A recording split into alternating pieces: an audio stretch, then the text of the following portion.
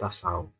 Berarti yang namanya akhlak tasawuf ini baik orang muslim, ya, baik yang orang ahli ya dari kalangan muslim ataupun non barat atau ahli yang berasal dari barat sekalipun, mereka sepakat bahwa dalam mengatasi banyaknya permasalahan-permasalahan yang ada di masyarakat modern saat ini, ya, cara yang paling efektif, cara yang paling efisien, cara yang paling bagus dalam mengatasi problematika masyarakat modern ini adalah dengan cara tasawuf.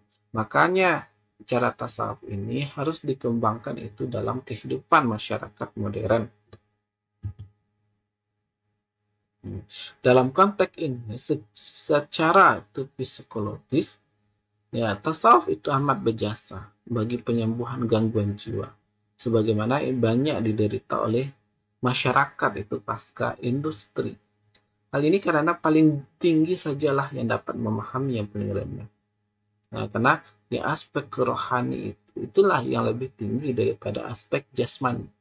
Aspek spiritual sajalah yang dapat mengetahui masalah-masalah psikis dan menghalangi kegelapan-kegelapan jiwa. Ya. Adapun mengenai tasawuf itu dapat mempengaruhi barat.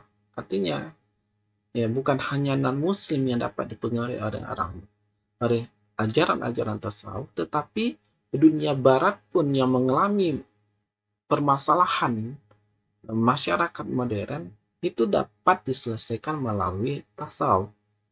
Nah, yang seperti yang pertama, ada kemungkinan mempraktekkan tasawuf itu secara aktif. Nah, kemudian yang kedua, tasawuf mungkin sekali mempengaruhi barat dengan cara menjadikan Islam dalam bentuk yang lebih menarik, sehingga orang dapat menemukan praktik-praktik tasawuf yang benar. Yang ketiga, dengan memfungsikan tasawuf sebagai alat bantu untuk mengingatkan dan membangunkan orang-orang barat itu dari tidurnya. Karena selama ini kasus yang dialami oleh dunia barat adalah kekeringan dari aspek rohani. Ya, hilang aspek rohaninya tersebut. Ya, cara di mana harus dicari, yaitu melalui tasawuf untuk memenuhi kebutuhan rohani seseorang. Karena yang namanya manusia itu yang harus dipenuhi itu bukan hanya jasmaninya saja seperti makan dan minum, ya, tetapi juga rohaninya itu perlu dikasih makan dan minum. Nah, caranya yaitu dengan memfungsikan tasawuf di dalam kehidupan kita sehari-hari. Begitu juga masyarakat barat yang telah hilang aspek rohani, maka harus diberikan tasawuf agar untuk memenuhi kebutuhan rohani orang barat tersebut yang mengalami masalah problematika masyarakat modern. Kedudukan akhlak tasawuf itu pada kehidupan modern yang sekarang yaitu, yang pertama itu turut serta dalam berbagai peran dalam menyelamatkan kemanusiaan dari kondisi kebingungan akibat hilangnya nilai-nilai spiritual.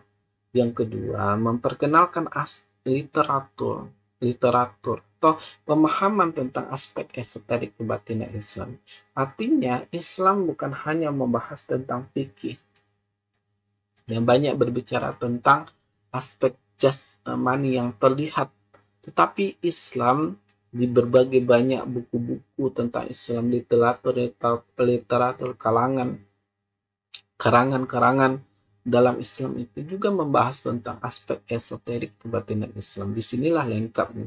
Selain membahas tentang aspek jasmani, juga Islam juga membahas dari aspek kebatinan, baik terhadap masyarakat Islam yang mulai melupakan maupun non-muslim khususnya itu terhadap masyarakat barat. Kemudian mengamalkan atau penerapan tasawuf itu dalam kehidupan modern. Manfaat tasawuf itu bukan hanya untuk mengembalikan nilai kerohanian atau lebih dekat pada Allah, tetapi juga bermanfaat dalam berbagai bidang dalam kehidupan manusia modern. Apalagi dewasa ini tampak perkembangan yang menyeluruh itu dalam ilmu tasawuf dalam hubungan interdisipliner. Artinya, apapun mata pelajaran atau mata kuliah itu akan selalu terkait dengan aspek namanya ilmu tasawuf.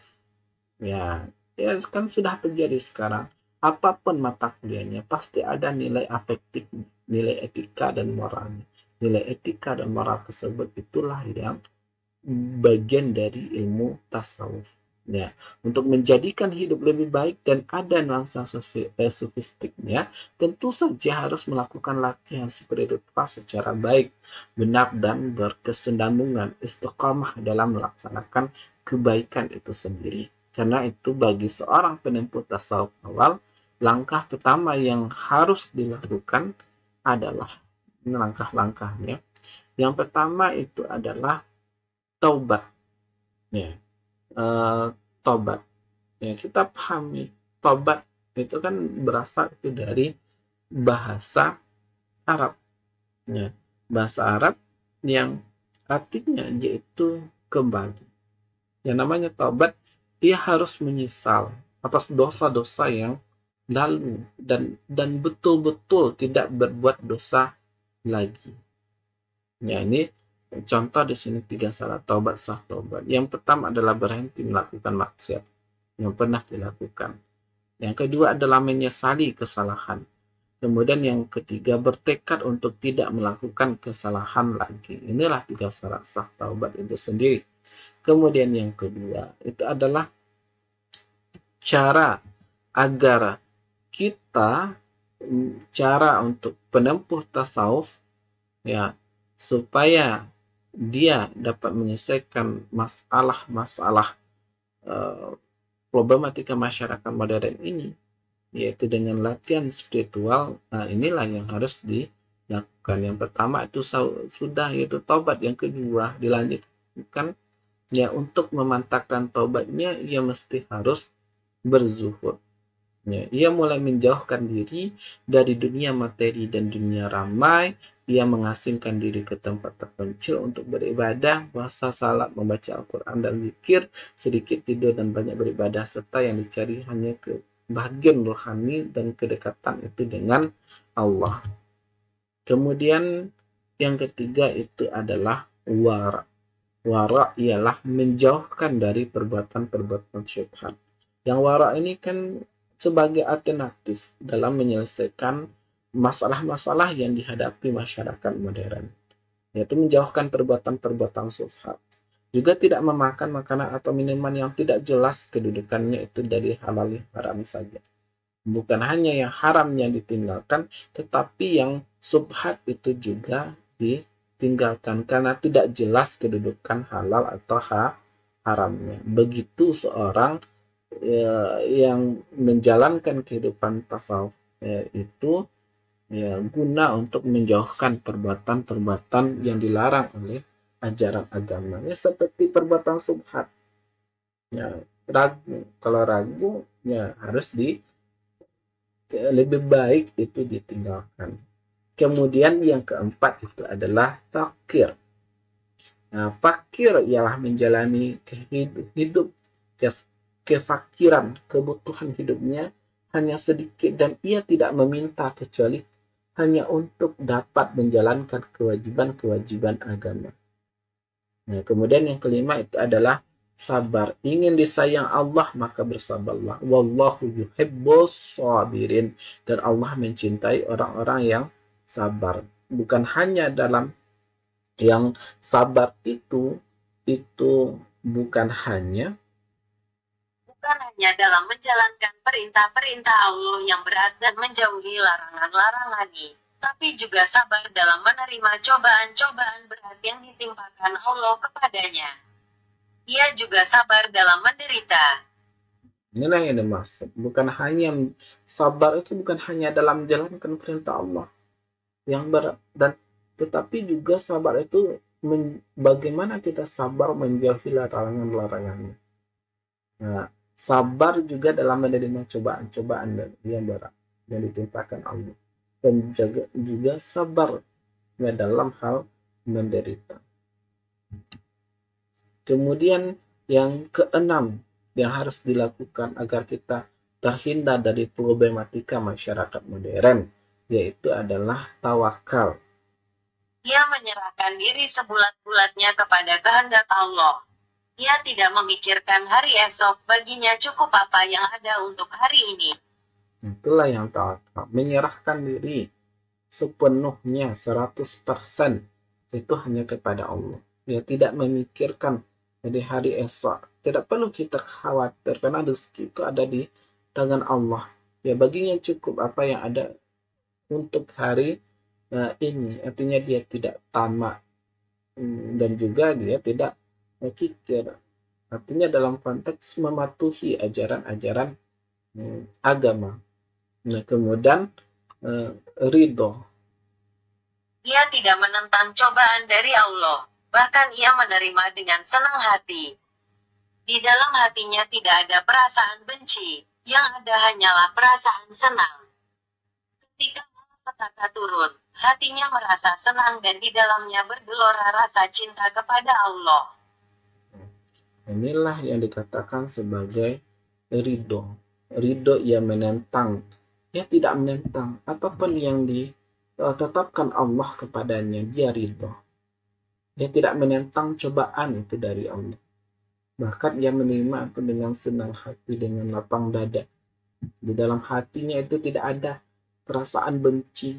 Ya, kenapa dia berasal dari keturunan kaya? Kenapa saya berasal dari keturunan miskin? Ya, tidak ada istilah perasaan benci, hasad terhadap diri hati terhadap orang lain. Yang ada ialah perasaan senang. Meskipun diuji oleh Allah, dia tetap merasa senang. Karena dia paham cobaan dari Allah. Ya. Ketika malapetaka turun, artinya itu merasa senang. Dan di dalamnya bergelora rasa cinta itu kepada Allah. Ya, tambah diberikan cobaan dari Allah, dia tambah dekat dia kepada Allah Ketika malapetaka turun. Ya, itu saja. Kalau ada salah dan janggal, Bapak mohon maaf. Mohon ditonton sampai selesai. Wabillahi taufiq wal hidayah. Wassalamualaikum warahmatullahi wabarakatuh.